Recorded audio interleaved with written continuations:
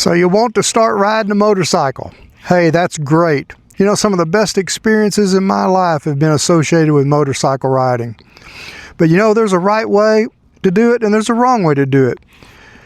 Stick around, let me get this gear off, and I'll tell you how to do it right.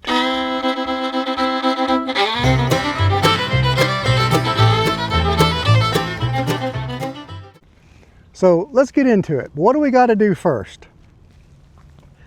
Well, the first thing we got to do is not to do. Don't go out and buy a motorcycle. That's the one thing you don't do. Do not go out and spend a bunch of money and buy a motorcycle. There's things you got to buy and do before you ever get to that point. So step one, you got to learn how to ride. And you can do that without buying a motorcycle. All you have to do is go to the Motorcycle Safety Foundation course that's in your local area.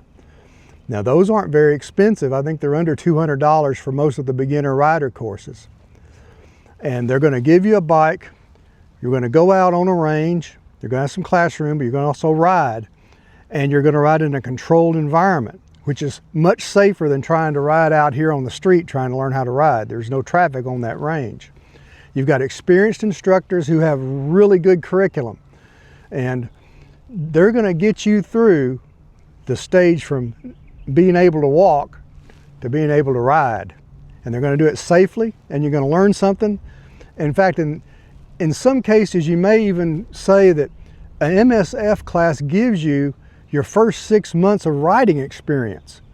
And that's important because statistics show that a beginning rider or a rider that has an unfamiliar motorcycle, their most dangerous time is the first 6 months they're riding or the first 6 months they're on that new motorcycle because they're unfamiliar with it.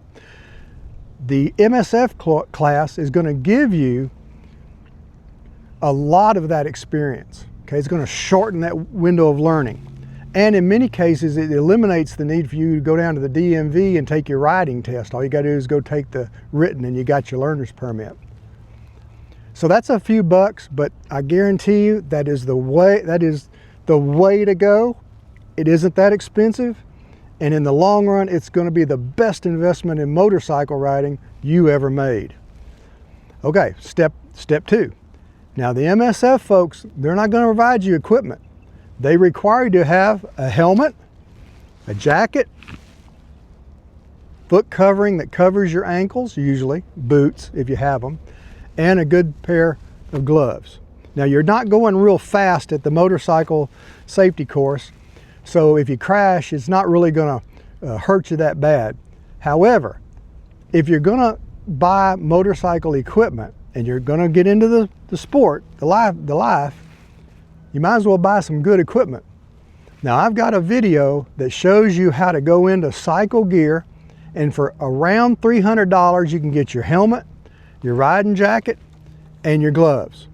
Now you can spend more than that if you want to, and that's okay, but you know, you look at about $200 for the MSF course and another $300 for your gear. That's $500 to get going. So I'm going to put that video at the end of this video, and you need to watch it because it shows you exactly how to go in there and shop the good items that aren't as expensive. Yeah, you can go in and buy a $1,000 helmet. You can go in and buy a $1,000 jacket, but save your money. Okay, you're just starting out. You don't want to you don't want to put that much money into it and find out you can't pass the MSF class. That'd be kind of disappointing.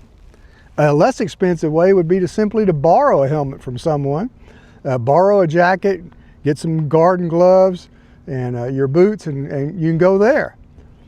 That would save you a few bucks. Okay, so we've got our gear, we got our learner gear, okay, our learner gear.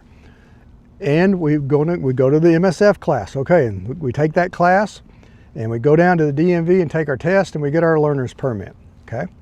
In some states, you may actually get your full-blown driver's license. What do we do then? Well, now's the time to think about a motorcycle. What kind of motorcycle we want? We want to go down to the Triumph dealership and buy us a new Rocket 3? No. In fact, you don't even want to go to the dealership to buy you a motorcycle. Your first motorcycle really should come off something like Facebook Marketplace. One of the things you need to understand is a brand new motorcycle depreciates significantly. Now, if money's no object and you don't care, you want a new bike, okay, more power to you, go get you a new bike. But for God's sakes, don't go down there and buy you a 180 horsepower sport bike. That's not what you want to learn on. You need to learn on a bike that's small, manageable, easy to work on, and doesn't cost a lot of money. Because after about 6 months to a year, you're going to want to trade up to a bigger bike, okay, or a different bike. You need that first bike to be something that's just your learner's bike. The whole purpose of it is, I'm going to learn on this, and I'm going to outgrow it, and then I'm going to, by that time I will have studied the market enough, I'll studied motorcycling enough, I'd ridden enough and talked to other riders enough, I'll know what I want to do, what kind of bike I want. Now that brings us up to a second question. What kind of riding do you want to do? Now there used to be just two kinds of riding, dirt riding and street riding. But nowadays, man, there's everything. Adventure riding and cruiser riding and motocross and dirt bike riding and you name it. They've segmented the market to where you can buy bikes that are made specifically for that particular type of riding. In the good old days, you had one bike and you rode it, you did all of it. It was what they now today call an all-arounder. Well, that's what this bike is. This is a good all-arounder. So you went out and bought you a bike. Okay, that's great. Now you got to have insurance. If you got a loan, you're going to have comprehensive insurance. That's going to be a little more expensive. If you paid cash for the bike and you really don't care, all you got to have is liability in most states. Okay, so you got your bike, you got your insurance, you got your riding gear. It's time to go out and do some riding. Some people call this a hobby, to be perfectly honest with you. I don't think of motorcycle riding as a hobby. I think of it as a way of life.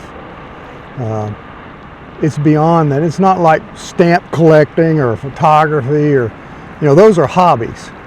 When you ride a bike, something gets in your blood and you can't get it out, and it's just, you can't wait to go riding. You think about motorcycles, you watch all the motorcycle videos. In the past you read motorcycle magazines, but it's still the same. I'm 72 years old and I still love to ride motorcycles. I think about it every day.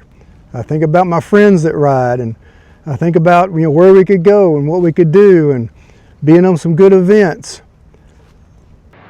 If you approach riding the right way, it can become one of the most rewarding things you ever do, but it demands respect.